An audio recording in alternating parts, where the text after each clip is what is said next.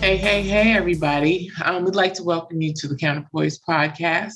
I'm one of your co hosts, Samantha Adams, and I'm joined by my other two co hosts. You guys want to go ahead and introduce yourselves? Not really, no. I'm just joking. I'm Everett Stevenson, one of your co-hosts. Hello, everybody. My name is Malik Foster, your last and final co-host for today's show, and we have a very good topic for you guys today. We're going to be discussing the recent article via TheShadeRoom, and I think it was from a psychologist study that states that men are at their loneliest since 1990. So what they did was they pulled men from various dating websites, a survey of about 40,000 men, and to survey them and see how they feel about the dating market. And the main headline of the article was that there's a new healthy standard. So men are at their loneliness in the dating market because that there's a new healthy standard amongst women, primarily when it comes to dating. So that's the topic we want to get into. Do you guys have any thoughts about the brief overview of that Shade Room article posted via, I believe, the psychologist room? I forgot, but that's Yeah, what I it was. don't really remember where they got it from, but yeah, just a couple things. Number one, the reason why they polled people that were on dating sites is because 62% of dating sites are men. People on the dating site, 62% are men.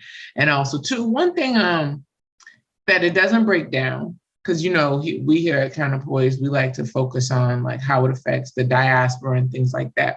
These statistics don't break down the demographic. So we don't know of that percentage of people, men rather, where they're saying that they're at the loneliest, right? How many of them are African American? How many of them are African, European, white, whatever the nationality or race or whatever it is? We just don't know that breakdown because they didn't give that data. So, but it is still worth talking about, right? Because it's important to try to figure out what's going on here. And so when you're talking about standards, right, they also don't clarify what standards they're talking about, right? So I think it's important to mention that. So a lot of the things that we're going to be talking about today is more about our opinion and the things that we've seen. So I did want to make sure went ahead and said that. Yeah, one of the things that I think I have a little issue with the title per se, like healthy standards. While I could agree that maybe some standards that may have been the norm rather recently haven't necessarily been the best. But I don't necessarily feel like that the fact that some women are changing their standards that they're looking for is, what I'm saying, makes them necessarily healthy. And that was one of the reasons why, we're going to go into more discussion about this a little bit later. But in particular, it was just the fact that I feel like, is it somewhat healthy? Because like I said, we'll discuss maybe some of the current standards that, we've been seeing and hearing from, pretty much anybody who records themselves and put themselves on the internet in regards to dating. In particular, I guess I'll go in a little bit of detail with the actual topic of healthy dating standards. I know one of the things that we commonly hear nowadays, and I'll just jump into it unless Malik, you have something you want to add on it real fast. I didn't really want to add on too much. I was gonna say I kind of agree with you. Like the topic of healthy dating standards, what does that mean? Like that's pretty vague term. I think they could use something different. Like men are at their loneliness because since 1990 because of a healthier dating standard. I would say a different type. I'm sorry. I would use that term healthy. I would use a different term. So a different Exactly. I would drop the word healthy off of it and just say dating standards. And the reason why I was going to go into that, because I think now when we look at what healthy dating standards are, I don't necessarily know. Everyone has different standards for what they're looking for.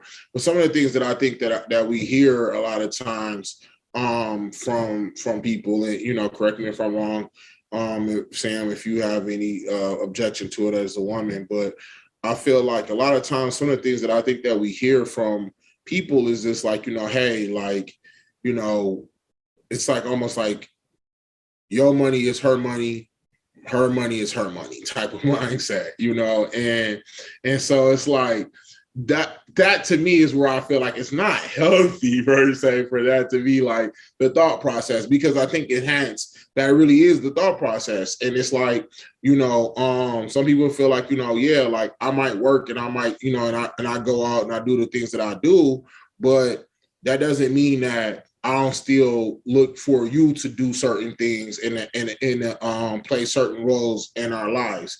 And while I could understand where that comes from because of how things were traditionally, I do think that it has to be looked at a little bit, you know, looked at differently in today's society because of the fact that, you know, we have so many women that are more entrenched into corporate America and working, especially in our community, that are working and are making good money and things of that nature. So that it's almost like, as opposed to some of our guys who, unfortunately, from whatever reasons, may be locked up in some situations, may also be having alternative lifestyles, which, you know, take them out of the dating lifestyle of heterosexual dating.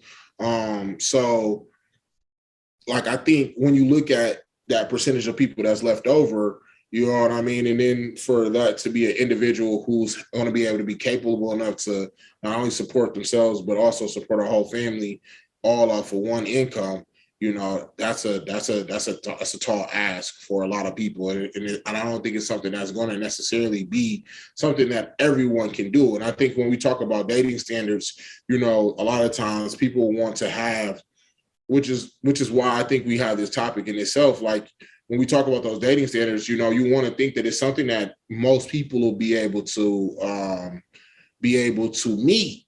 However, I think nowadays the reason why, you know, what Malik was saying in the article in particular, the reason why so many men may feel like, you know, hey, this market is rigged or the game is fixed, is because the standards that are being set seem to be somewhat, I don't even want to say challenging, because it's not necessarily even so much of a fact that is a challenge that necessarily can't be caught, is just difficult. It's a high level of difficulty for one person to be able to make enough to take care of, you know, maybe 3-4 family people, or 3 or 4 people in a family off of one sole income.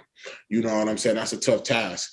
And I know a lot of women are tasked with that because of whatever reasons that they may be working, or they may be, you know, a single family household, and they have to do those things, and they're doing the best that they can to do that. And I'm sure there's a lot of men that are also doing that as well. But essentially, to do that and have a functioning, healthy type of family structure, that's the part that I think is going to be the task. And what I mean by healthy and functioning, you know, where maybe your kids are able to your family's able to take vacations. You guys are able to make sure every year they get nice school clothes, that they can take, you know, that you can enroll them in after school activities, things of that nature. They can go to summer camps, stuff like that, that kids generally would like to have. I mean, not necessarily kids, but maybe what parents would like to have for their kids, so that they can help develop them to be great young men and women who have good cognitive skills and social skills to be productive individuals in society. So, you know, starting off with how you kicked it off with where there's this school of thought of, you know, what's mine is yours, and what's yours is yours financially. I don't know if that's unhealthy. I think that's healthy for those that are agreeable to that lifestyle, so long as that everybody's on the same page about it, right? Like, I think that if a man wants to treat his woman that way and she wants to be treated that way, as long as they have that understanding, then it works. And as long as they also have a contingency plan in case something happens where he cannot provide for whatever reason, right? I think I think it works as long as that's what you want and you guys both agree to it. I think if it's a situation where everything is 50-50, I think that that's healthy if that's what you agree to. If she's the one taking care of him, I think that works if that's what you guys agree to, right? I just think that there's more than one way to skin a cat, and everybody's relationship doesn't have to look the same. So when you start talking about what healthier standards are, I don't know if it's necessary. Do I believe that some women have kind of unreasonable standards? Yes, I do. But some men do too, right? And I think that's just a part of the human experience, where some people just have this image in their head and they think that that's how it's going to go, and it's not reality. It's not realistic. And I think that when you're looking at this study, some of the things that I had questions about, and that just might be because I have an analytical mind, I want to know more about the study, right? I want to know how many of these people that you polled, are they on multiple dating sites? So how much of your data was duplicated? How much of your, how much of this comes from men that have a very rigid view, right? God bless you. Are they feeling lonely because they have rigid perspectives and standards themselves and are not willing to be amenable to the way that things are changing, right? I think that when we look at the standards of a woman, they have evolved. I don't think it's just that they just change or people just want higher standards. I don't think it's just that simple. I think there's been a whole evolution of the standard of a woman and from what she wants. Something that you kind of touched on, traditionally women typically, they set their standards fairly high because they had to depend on their man to take care of them. And so financially. And so, that financial standard may have been higher than it was when after women became more independent and started taking care of themselves. And so at that point, when women became independent and started taking care of themselves, it's like, okay, so now I have the ability to go make my own money. And yet you still want me to do everything else. Like you want me, okay, I can go to work. So now you want me to help with the bills. Cool. But then I also still have to take care of the kids. I have to help them with their homework. I have to clean the house. I have to cook. I have to do everything. And what are you doing? And then you want me to do all the wifely duties, right? And so it leads her to a place of being exhausted. And so what it's done is created a space where women have felt like, what are you here for? What do I need you for? If I'm doing absolutely everything, why are you here? It's just like when you're gone, it's one less person I have to do it for. And I know it sounds messed up, but it's logic, right? If you have somebody that's not really helping you and you need the help, then why have them if they're not helping, right? And I think things have evolved again, right? Or are evolving again, hence the results of this poll, where you have women who are recognizing, okay, so I may not, it's not a necessary, yeah, I may want them, may not need them. But then again, maybe I do need them, right? Because if I need him, then, he needs to be able to come to the table with more than just one thing or two things. You know what I'm saying? He has to be able to do more and help more. And so what it's done is it's created a vision for women to change their standards, not where she's just taking care of some man, but where he's also contributing in more than just one or two ways, right?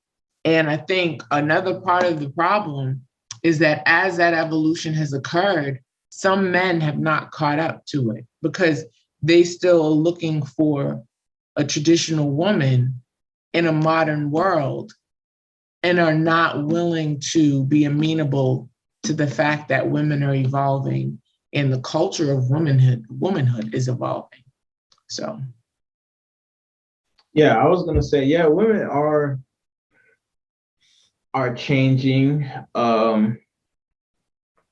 in a standpoint of they do want a man who's going to be able to provide more, even if they're not providing more as a woman, right? So that's one of the things we're encountering. So the what I'm seeing now is, okay, women want I guess a higher standard. That I think that's what they should have said, instead of healthy, a higher standard, because the cost of living is going up, and they still want to be able to do the things that they used to do and more stuff, due to social media, which we'll talk about the social media impacts in a bit.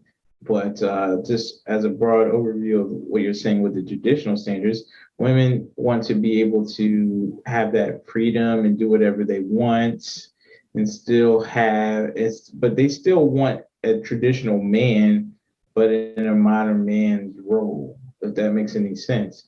So what I mean by that is they want some of the traditional things, but also some of the leniency and some of the compromise that a modern man is willing to, do for the lady. So that's really what that is right there, with women from my perspective. And when I even reposted this on my social media, my personal page, Malik M. Foster, you got like the women, they've responded pretty interesting. Like, men are toxic, women empowerment, where our standards are high or whatever.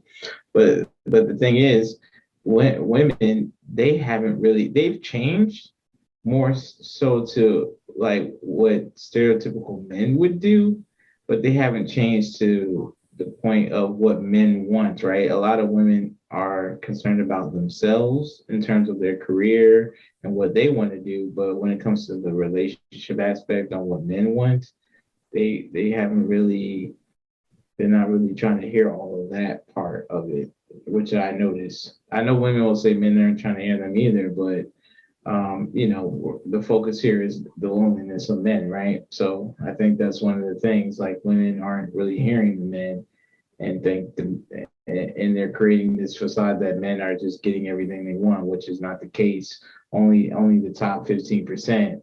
Like another man who responded to it on my personal page was saying, like, only the top 15% of men are getting this, or the top percentage of men are getting what they want, as far as from a woman's perspective. But the average men, they're not getting what they want or anything like that due to the high standards, because you're seeing the divorce rate very high. Even if people are getting married more, they're still getting divorced at half the clip. So even if you're getting married a little bit more, which is still below normal, you're getting divorced at a higher rate, like 50%. So it's pretty crazy. that 50% has been the rate for a long time now, right? I think when you're talking about, I think when you're talking about standards, I think some of it has to do with, like, I get it.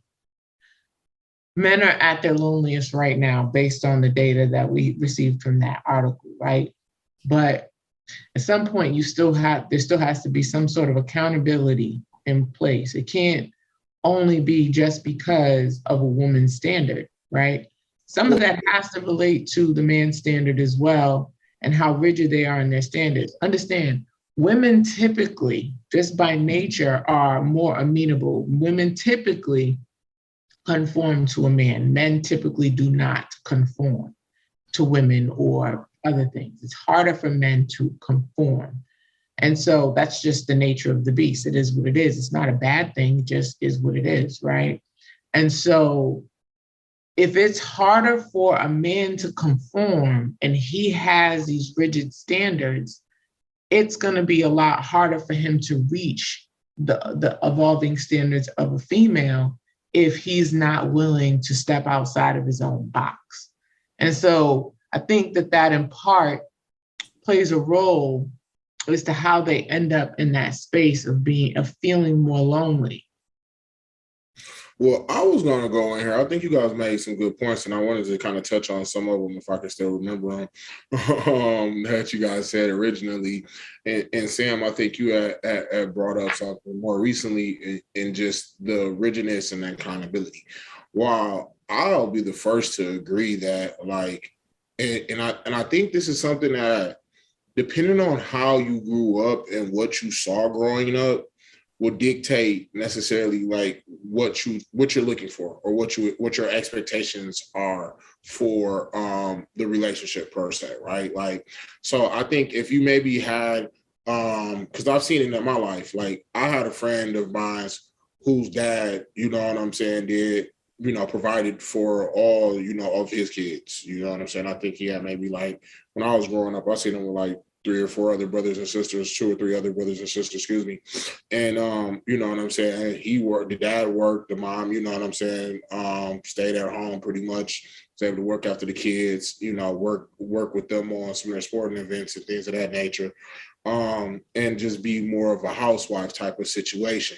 Now, granted, I think they still had a good life and everything else, but there'd be times where I feel like my friend would be like, oh, you know, whatever. Like, oh, you guys are more rich because you have this or that, or, you know what I'm saying? Whatever the case may be. Whereas I'm like, nah, like, y'all super rich. Y'all got one parent that's doing everything. You know what I'm saying? Versus a household where you, like, you know, you got both parents in here working.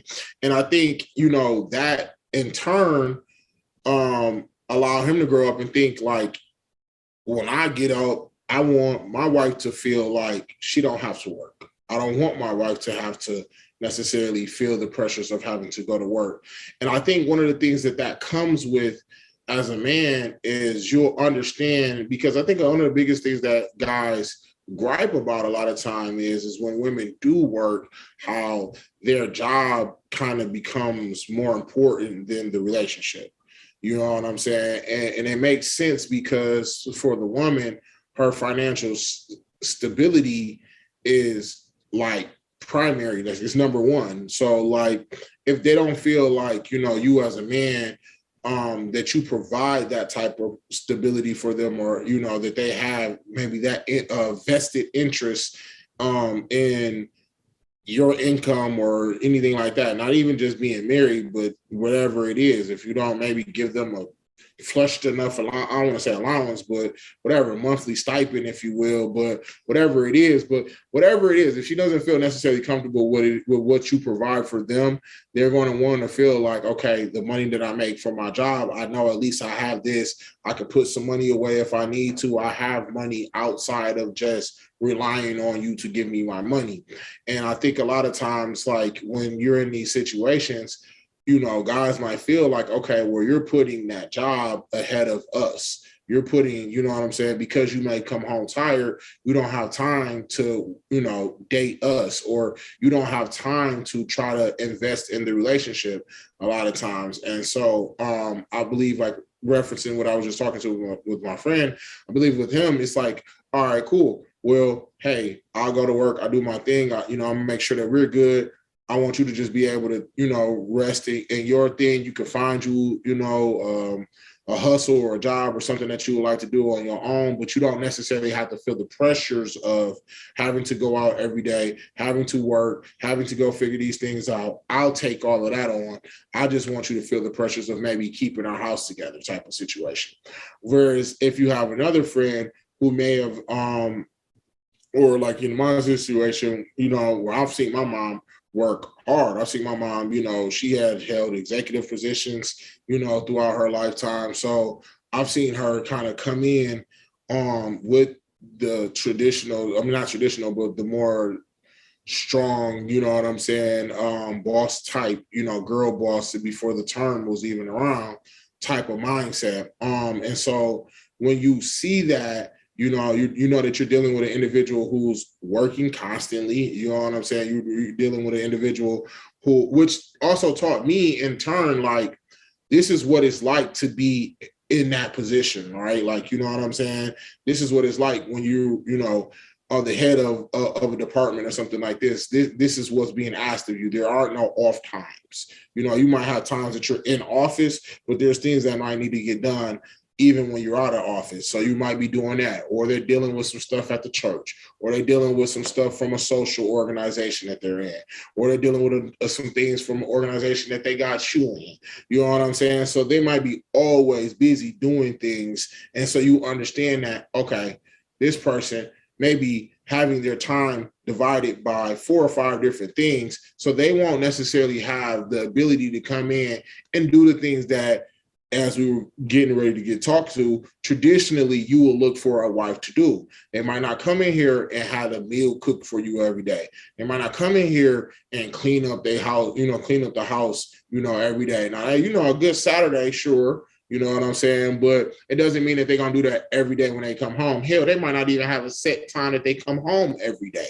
It could all, be in flux. So I think when you used to those type of or if you come into conditions like that, you'll be more adapt to having a mindset of saying, I don't necessarily feel like you have to do the cooking and cleaning. Because one of the biggest things I think we hear a lot of times when we talk about these standards and roles, pretty much standards, it are roles. Your standard as to what you think a man should do, what you think a man should have, and how you think a man should, provide. Whereas I think on the man's side, it's kind of like your standards are, what do you think the woman should do for you in your life? How do you think that she should, provide some level of comfort in your life? And I think, all of those things. We saw another good video this week that had a guy break those things down.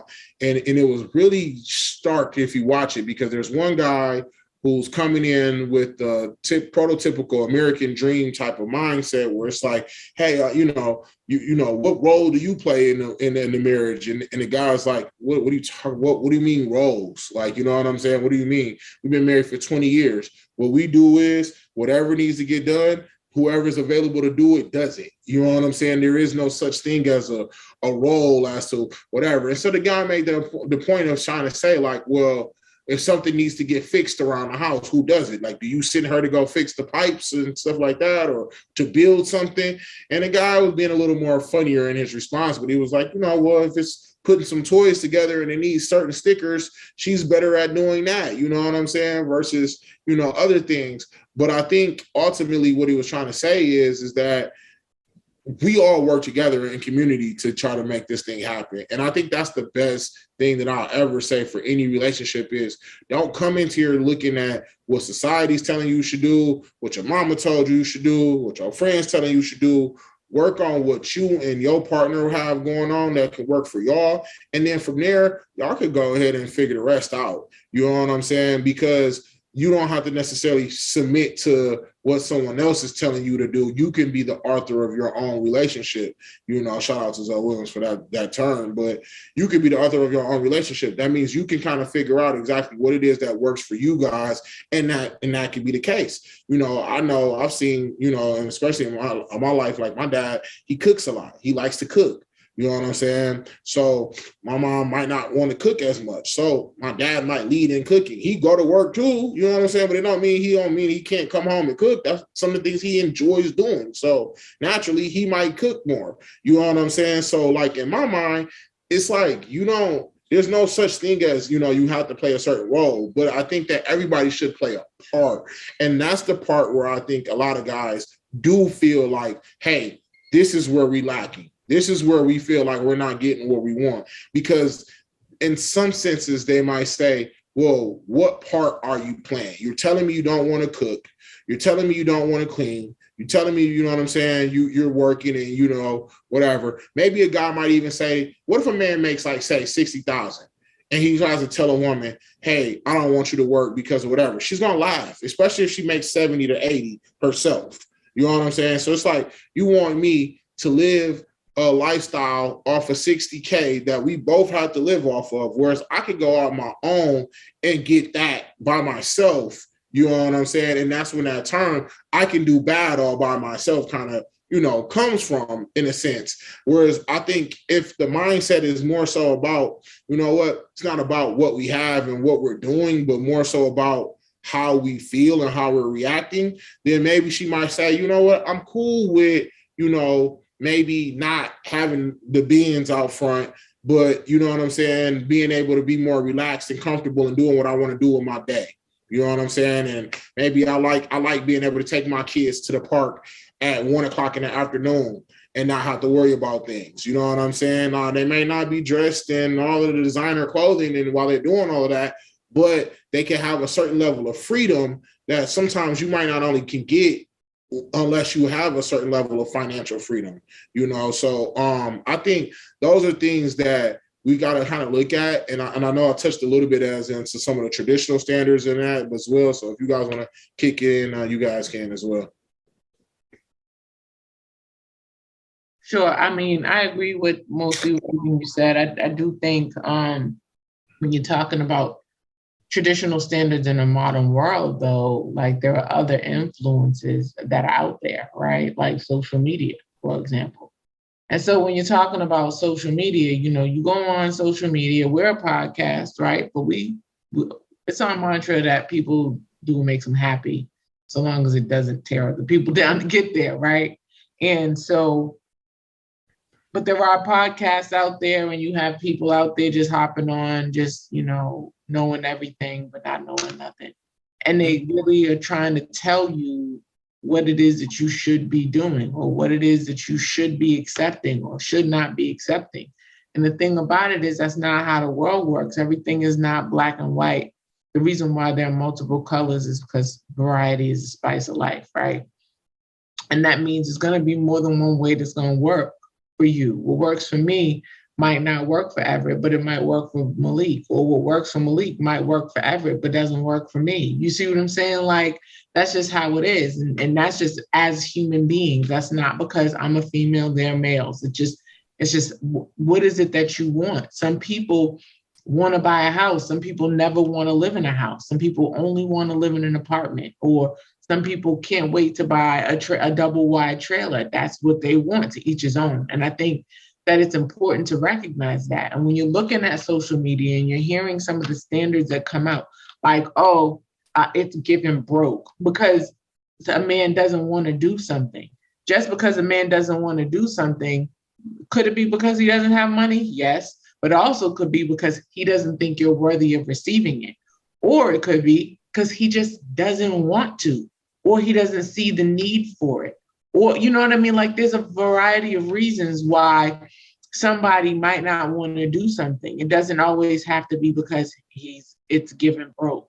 You see what I'm saying? Like, it could be so much more. And I think it's important to not think that just because somebody doesn't want to do something for you, that it means that they don't have it.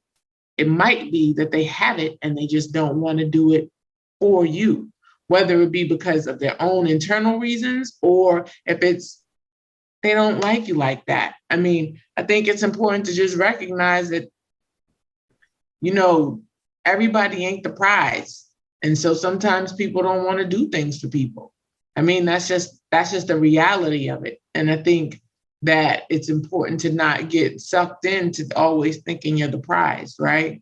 But on the flip side, right, I think when you're talking about men and the standards that you see from social media for men, right? Because now you're starting to see a whole lot of men saying, I think it's corny for a man to go 50-50 on the bills with a woman.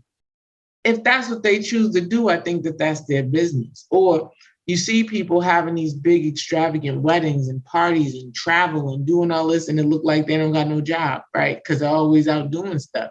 But you don't know what they're doing when they're not on social media. You don't know how they're getting their money. And so some men are looking at those things and thinking that's the actual standard, when that's not the standard. The standard is whatever works for you, right? And I think that it's important for people to remember that. The standard is what works for you. How are you going to attain that standard to get you to the level that you were trying to attain? For some people, you're trying to get to a next level. Some people are okay where they're at. I think, and I don't think there's anything wrong with it, because you can't have balance in this world when you have everybody trying to make it to the same spot, because everybody doesn't necessarily want it and everybody can't always handle it. So no, I think that's an excellent point that you made, because I think that's another thing. When we talk about the social media impacts, like I think it ruins a lot of situations, a lot of ways, because people will look at other things that other people have and they'll desire that. They'll want to emulate that. I think we've all been guilty of that. What it might have been, like I say, what, man, there's so many little things that you will see. Like when Allen Iverson came and he had the tat, and you would see so many guys like with the, oh, only God can judge me on the arms and the tat thing. Or, you know, when Stephon Marbury used to have a cut down the middle of his, then you seen people doing that. When Jay said, we're not wearing jerseys no more and baggy clothes, we throw a button up on, you know, people start wearing button up. So I think it's a lot of like culture, like a lot of things like in culture kind of like dictates the way things go in society a lot of times. And that in a sense could be one of the problems, because like we said, you kind of have to disconnect from society, because you don't know what's real and what's fake. You don't know if, you know, they got a sponsorship from these people and that's why they're promoting it and they can do it and they don't even pay, you know what I'm saying, X, Y, and Z for whatever it is that they're asking for. But you got to go out there and give up, you know, an arm and a leg to try to, you know, imitate somebody else's lifestyle. So I think, like, you know, social media definitely has a major impact, but I think you could tell if people are able to see certain things and maybe it can motivate them and inspire them, but they don't try to internalize it and make themselves feel bad if they don't have it. You know what I'm saying? I think that would be one thing that maybe helps, because, you know, social media can have a damaging effect on a lot of people's mindset, because they might not feel like they're where they want to be or they're where they should be, not understanding that they're where they should be at the time, because whatever God has for them hasn't necessarily just taken place yet, or that they just haven't reached their finish line just yet, and they need to go a little bit harder maybe in order to get those things. So that's why I say, you know, social media is one that you rather really watch, because while, you know what I'm saying, it could be a great thing, it also could be damaging if you don't know how to deconnect it with it and, you know, learn to just do the things that you want to do because it's really what you want to do for yourself. Well, I have another take on the social media game. Like a lot of social media game, but the social media impacts, I think, you know, it's twofold. Like it is turned into networking. It's a business now. So a lot of women that you meet on the dating apps are into some sort of business. So they're not really trying to date on those apps. That's not where they're trying to meet those men, because as the article alluded to, there's a new healthy standard, which is really a new standard, a higher standard. I think that's more accurate. And you know, so they're not really trying to date those typical average men. And even if they're trying to take those men seriously on the dating profile, it's only a certain percentage of men on the dating profiles on these dating social media websites that they're taking seriously. So the average guy who has average looks and average money, or average career, they're not going to take a look at, because that's not the lifestyle that they want. So I can understand why, like, that large group of men, that 60, I think it was 62%, are feeling lonely since 1990. So it makes sense, especially if you're choosing to go the social media route when you're trying to date, as opposed to like maybe in person. You'll probably have a better shot and better chance, but it still seems like it's difficult for men out here. Well, difficult. I was just finding it funny to be like how many average men that there are, but above average women that they are in this world, right? Like every woman is the exception for the rules, but like when it comes to a dude, you know, they just average, they basic, this, that, and the third. Like that is so crazy to me. That was but a lot of that comes from upbringing, right? Because women are always taught that they're the prize. We're always taught that from a very young age. Whether we're taught that we're the prize or what we have between our legs is the prize, whatever, we're all taught that. Men are not taught that. Men are taught, be strong, be a provider, don't cry.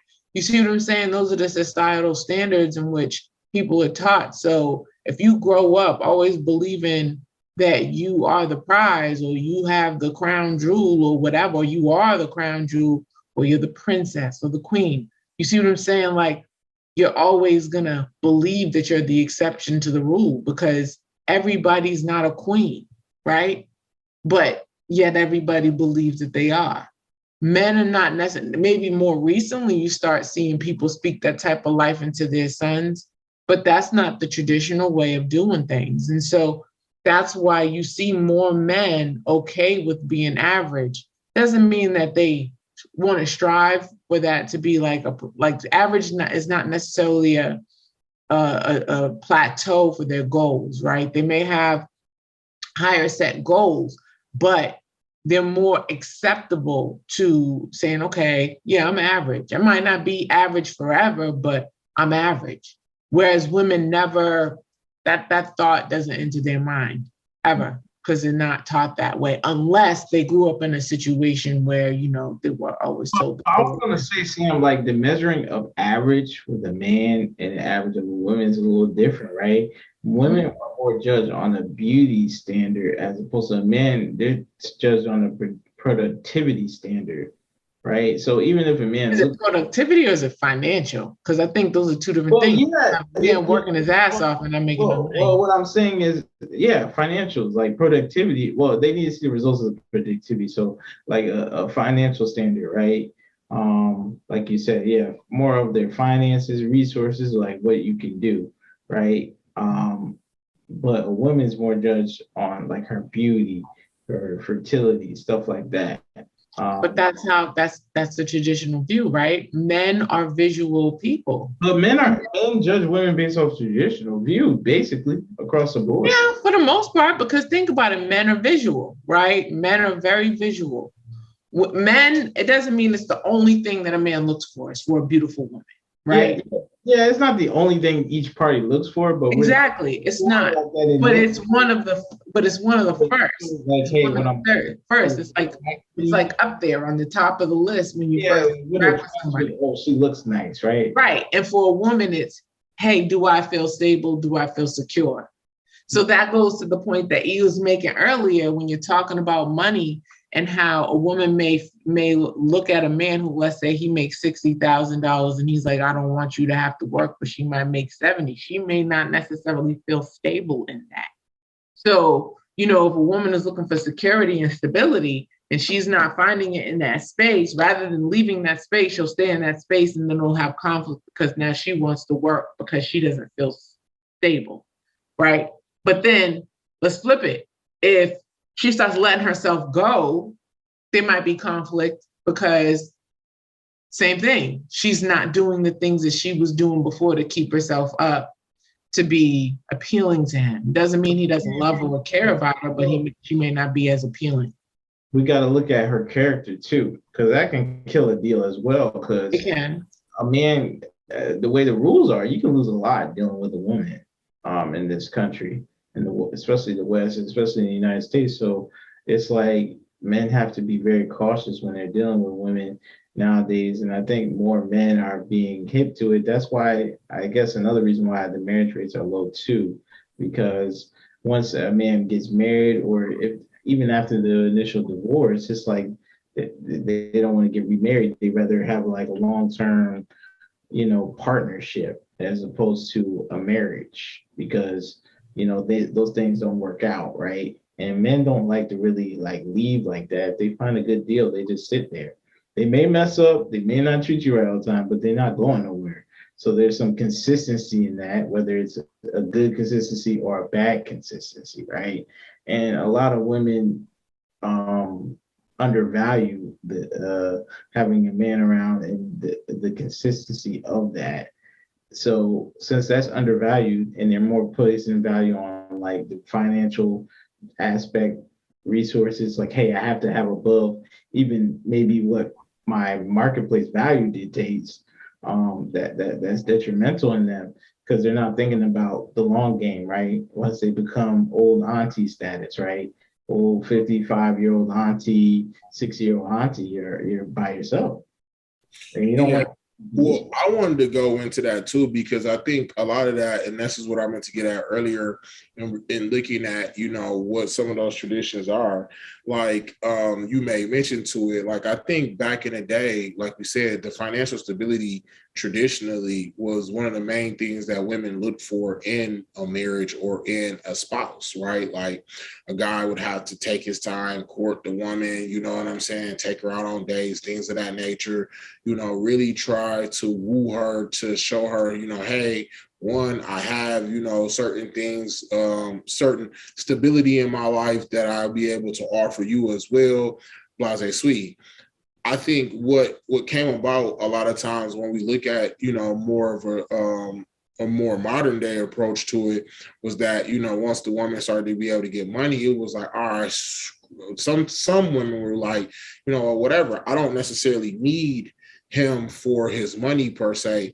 I might just need him for, the sex, if we just being blunt. You know what I mean? So that became like a thing. And so it was like, hey, I don't necessarily need you to run my life or, to even make I don't necessarily need you to be in the life per se, or feel like I need your protection or the guidance or the wisdom that you may provide. I just want my child. So, let's, procreate, whatever the case may be, put you on child support, go about their day, continue doing everything that they wanted to do like they were before. And I think some things that happens with that is that a lot of times people don't necessarily get to see the value of having a good man in your life. You know what I'm saying? Like, and that's that kind of goes past some women, because either A, they may not have seen that model per se, or so they don't necessarily know the importance of that. So they don't necessarily know how that man's going to necessarily bring discipline per se in the kid's life. How, a man telling a child to do something versus a woman telling a child has a different effect on them. Then also you can look into the fact of how, again, what it also does for that woman. Sometimes, as I heard a lady talk about this, and she was just like, sometimes, women can be a little bit more disoriented and a little bit, spacey at times, as far as not necessarily like aloof, but more so. Don't say that women can be disoriented. No, what I mean is that's like their thoughts and things, like their feelings could have them. Let me say that differently. Less grounded. Yeah. Oh, yeah, thank you. Let's ground. Yeah, thank you. Yeah, because you just made it sound like Billy Airhead. They're just like I said, or like, you know what I mean, like clueless. But it's more so just the emotions may be raging a little bit stronger on them, so they might not necessarily be as grounded. Thank you, Sam. As maybe they could be, but if you have a man in your life, he might can help bring that in. You know what I'm saying? He might can help, bring that level of like, okay, like, let's just calm down. It's not that bad. Let's just take a second to breathe. You know what I'm saying? And things can kind of relax, kind of can take a little more of a cooler tone. And that in itself can be helpful, because it can help with the kids. They're not necessarily going to feel like, damn, she about to go run amok on us real quick for making this mistake. And then other times, you know what I'm saying, they can also help within the relationship, because they can have somebody that's going to bring something back and just be like, hey, no, you're okay. You're going to make it. You know what I'm saying? Like, it's okay. Don't worry about this. I got your back. I got you. You don't have to worry about all that. Like, you know what I'm saying? You got somebody that's in your corner. And I think that alone is a feeling that a lot of women don't necessarily understand what that feels like, to actually have someone in their corner, to actually have a best friend, someone who actually is going to be really like right there, stand up for you, protect you, willing to put their life on the line, willing to do whatever it is that they may need to do in order to make sure that you're good. That feeling alone should kind of make people be like, oh no, like I definitely want to have someone. But again, I think if you don't necessarily have that, you won't necessarily. Sometimes women get that, but they still, they want that. It should be say perfect standard. That's really what it should say, because they can find. I don't think it's about a perfect standard. Sometimes they get it and don't realize they got it. Right. A lot of times that's what happens. A lot of times people don't know what they got. I think they might get it. It just doesn't have in the package that they want. That's a good thing, because they were chasing the wrong thing. That's what men do the same thing. I know this is about. Yeah, I know this is mostly about men, but at the end of the day, I do think that men do that. I mean, I know that men do that, right? That's where the whole term "the grass is greener on the other side" comes from, where it's really just greener where you water it. But the thing of it is I think that people often they don't appreciate what they have while they have it, and they don't recognize that they didn't appreciate it until they don't have it anymore. I think that happens to people in general, right? I don't think it's just a woman thing. I just think it manifests itself differently. Like whereas a woman might just be complaining and nagging and bitching and moaning about nitpick stuff that her man is or isn't doing, a man might actually, he may cheat. I'm not going to say all men are going to cheat because I'm not going to put that on nobody. I agree with you saying, Sam. You know what I'm saying? But I do think that it just manifests itself differently because men and women are different. Right. I was just going to say, I agree with all of that you're saying. It's just the difference is like the accountability. It's so hard to find the women. Like women tend to have even more pride than men when it comes to like admitting their wrongdoings, especially when a man is trying to approach them about their wrongdoings. It's hard for them to admit it. A lot of women, modern women, have big egos about that. At least my experience and other people who I'm friends with. They do. A lot of women have a big ego and don't like to admit when they're wrong. So that's the issue. Like men and women both do the same wrong things, but it's like, okay, you can find a man, he'll say, yeah, I did this wrong, I messed up. But a woman, it's like very hard to get her to that point, and she doesn't want to admit it. And when she finally admit it, it's harder to get somebody to admit when they're wrong when they don't stand to lose anything, right? Right. If you have a man who's like, if she's threatening to leave, if he don't tell the truth, he's gonna, you humble himself, I'm sorry, blah blah blah. But when you have her and he's not threatening to go nowhere, she's gonna ride it to the grave. Right. And I think women need to understand that we're different, right? We're different, and because we're different doesn't mean we deserve different rights. It's just that we're different, so we can't approach relationships the same way. So I think that's one of the big things that I think that has caused about this new healthy standard is that women are trying to approach dating the same way men do, and we're finding out it's just not good for both parties, and especially for men. It's really bad for the men. I think men need to hold women more accountable. I think men are starting to, but yeah. So because like you had said something earlier that made me really think about that. Like men often don't leave, right? A lot of times you hear, "Oh, she left me. Oh, she's gone." You don't hear a whole lot of, "Oh my God, he left me." It's mostly she leaving him, in part because women put up with way more stuff than men do. You know what I'm saying? But before they decide to leave. But at the same time, like some people need to be held accountable. And I think that you would see more accountability. You see somebody more inclined to be accountable if they know they're going to be held to that. Mm-hmm. Right. I agree. I think also too, when we're talking about, possible solutions as well, I think one of the things that also needs to happen is, again, just breaking up with, like I heard someone mention this the other day, I think it was Dietrich Muhammad, and he was saying like, we got to realize the American dream was not meant for us as a whole.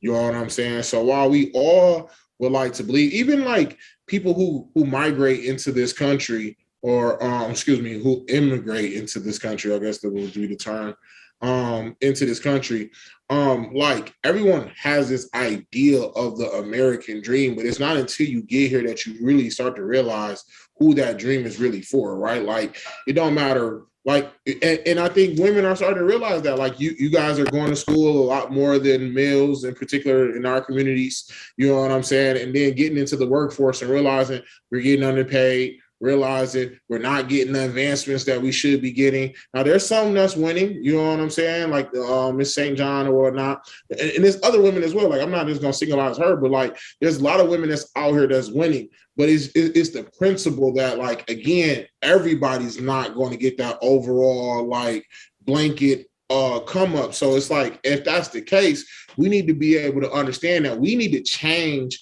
our philosophy as to what we look like, what winning looks like for us.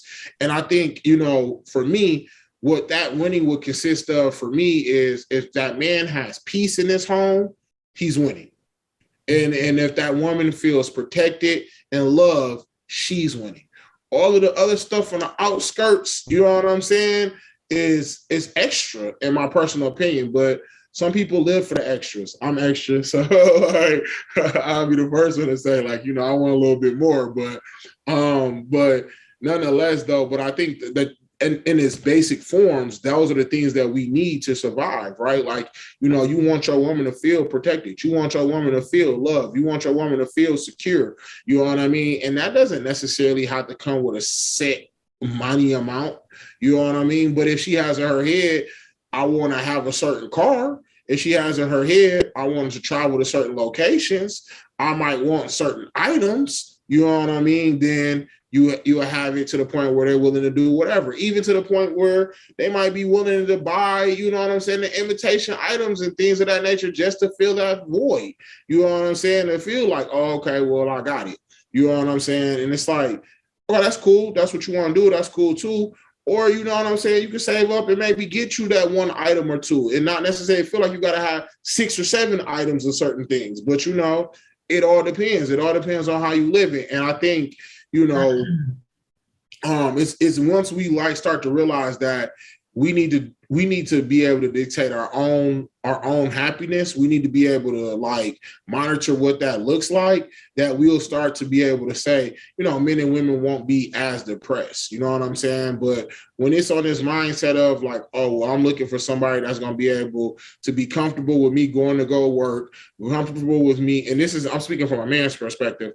Like, if you're thinking, like you're saying to yourself, like as a dude, or if a woman's looking at herself and saying to herself in her mind that she can comfortably go to work, do her thing, come home, not feel like they necessarily have to take any responsibility on some of the things that they need to do around the house, not feel like they need to be trying to do certain things to make sure that the family feels protected, not do certain things to make sure that husband feels loved and, desired, and that this relationship is just going to float with you just doing your own thing. And he's supposed to provide all of the romance. He's supposed to provide all of the attractions and things of that nature for the relationship to go. I don't know how long you're going to have that man if he's really doing all of those things. You know what I'm saying? Because he's going to be tired out. His candle is going to burn out. His wick is going to die soon because he can't keep pouring from that empty cup. And that's the exact same thing on the side for the woman. If, sir, you got this woman going to work every day and then you asking her to come in here and cook and clean and help out with some kids, but you ain't willing to help, you ain't willing to pick up nothing, you ain't willing to, you know what I'm saying, pick up and help out with the chores or just do certain stuff without being asked, you know what I mean? You're not out here going out your way to, at least if she's doing all of that, at least going out your way to find ways to get her the things that she wants and do the things that she's looking for. My good brother, she's going to be gone very soon. You know what I'm saying? So I think that's where we kind of have to focus on figuring out what it is. And it's one of the biggest things that really kills me, because if everybody getting money, why is cooking and cleaning such a hard thing for people? Especially us as men, if we all get into it, why we can't just figure out all right, whatever, either we got a delivery service or we got, you know what I'm saying, somebody to come and cook some stuff and prep for us or whatever it is that we do, or we prep our own stuff. I don't understand the disconnect that's going on, which makes me wonder, why are we arguing over stuff that could easily be figured out? That's the stuff that really be blowing me, because it's I don't understand. I was gonna say this. I think as men, as possible solutions, they need to be the best version of themselves, elevate themselves. So when you're engaging with these women from an intellectual, from a financial, from just all areas of activity, you can negotiate with more leverage. Because women today feel like, modern women today feel like, since they're career-oriented women, they're not at home just taking care of their children, they're doing more things.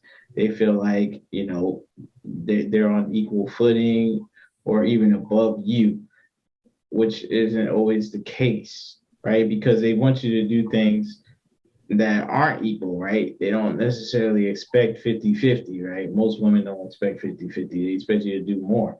So you have to negotiate from that point of leverage. Like if they don't want to be on your program, there's plenty of women in this world. Like the world, I think men need to open their mind to the world. There's women that will be glad to be on your program and be glad to be with you and not give you such a difficult time. So I think that's one of the things men will have to do, and it doesn't take that much to be able to do that. $60,000 a year, and you're living modestly, you'll be able to, move about pretty well. So most average men, a little bit above average men, or if you're about average, a little bit above average in salary, you should be able to, explore your horizons elsewhere if the women in the West are, as particularly in the United States, are going to give you some trouble. I mean, that's my thoughts on it because if they're not going to try to be on your program, they think, their corporation that they're working for is their husband or boyfriend or partner, then they can be happy with that. And let's see how that works out. I think that some men also choose work over their family. I don't think that that's only for women. And most men work for their family. Let's talk about that too. Just quickly. Anyway, no, we're not talking about that. We're talking about solutions. Go ahead. So, one of the solutions that I have for men is a couple things. Number one, when you're feeling lonely, like it's one thing to be alone, it's another thing to feel lonely.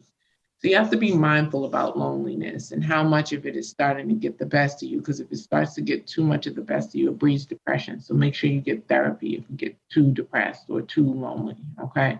That's number one. Number two, I think also it wouldn't hurt to be more open. And not open in the way that Malik was talking about, just remembering that there are women out there that'll get on your program because that's very true, right? But I mean, being more open to the fact that women are evolving. And so if you want a traditional woman, you can probably find one, but it doesn't necessarily mean that it's going to be smooth sailing. No relationship is perfect because you're dealing with, listen, Malik, stop. You act like we can't see you. They're going to want the money. So it's not always about the money for all women, right? I think it's important to recognize that if you cannot offer stability, find a way to offer it, or find somebody that's okay with somebody that doesn't offer stability. Stability doesn't necessarily mean six figures. It just means making her feel comfortable and safe. And that if you're supposed to be taking care of her, if you lose your job, y'all ain't going to be living on the street in a tent tomorrow. You see what I'm saying? I think that those are some of the things that, you have to be open to. And also, too, be open to listen, because women see things differently from men. Men typically move. We've talked about this many, many times. Matter of fact, one of our very first podcasts, one of our very first episodes, we talked about, how men think they're very laser focused. They kind of have blinders on. Women see all the things going around outside. And so it's important to listen to your helpmate, because if you listen to your helpmate, she's the one that's keeping your head on the swivel. You see what I'm saying? If she's the neck, she's the one that's keeping her on the swivel. So it's important to listen and understand that if she sees something, she's not saying it for her health. She's saying it to help you. And I think being open and amenable to those types of things and how women have evolved over time, I think that'll help that situation as well. So, those are the solution ideas I have. I know Malik is getting ready to get into some other things for us, such as the motivational minute and the Black Book of the Month and all that good stuff. So, bye, Malik. Yeah. So first, I want to get into the Black Business of the Month, which is the Sister Shop, I believe. Yeah, the Sister Shop. It's a Black-owned business out here in Atlanta, and they have a location in New Jersey as well. They sell a whole bunch of Black-owned products. You can get a bunch of different stuff. It should be posted on the screen here. I think I ought do that. And it's pretty good place to check it out here in Atlanta, near Atlantic Station, and then I believe Elizabeth, New Jersey. I think that's where it is as well. And then also the book of the month is the 10X Rule. Here, it's a great book.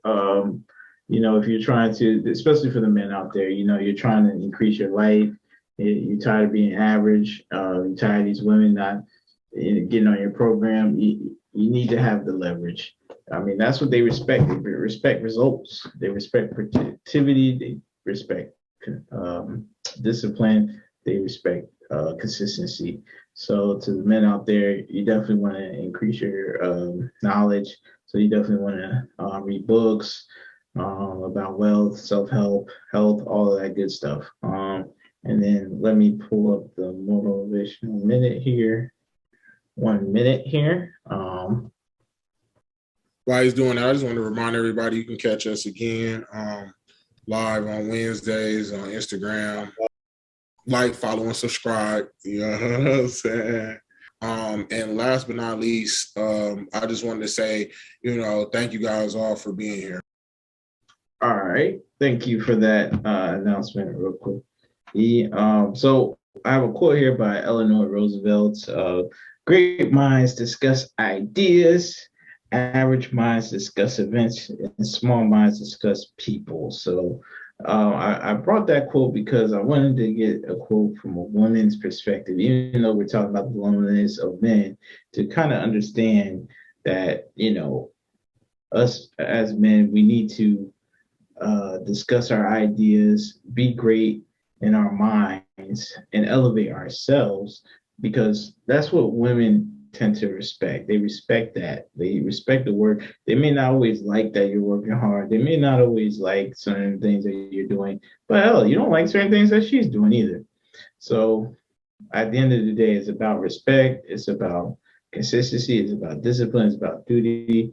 And if she can do those things, that's a lot of the battle. If she can respect you, that's a lot of the battle right there. So that's why I brought that quote by Miss Eleanor Roosevelt. So that's really all I had for you guys. Well, that's what's up. Thank you so much for that, Malik. And again, to echo what Everett said, please make sure you tap in with us every Wednesday at 8:30 on Instagram. Check us out. You know the time, 1:30. You wouldn't know if you weren't watching, right? So on Saturdays, Saturdays, right? So all of our socials are going to be posted right about now at the end. Make sure you go ahead and follow us on social media, like, share, subscribe, tell a friend to tell a friend. And also, too, if you have any topics, please feel free to DM us, let us know, and we might very well just talk about it. Other than that, you guys have a great week, and we will see y'all on Wednesday for What's Up Wednesday. Have a good one. Yeah. Peace out.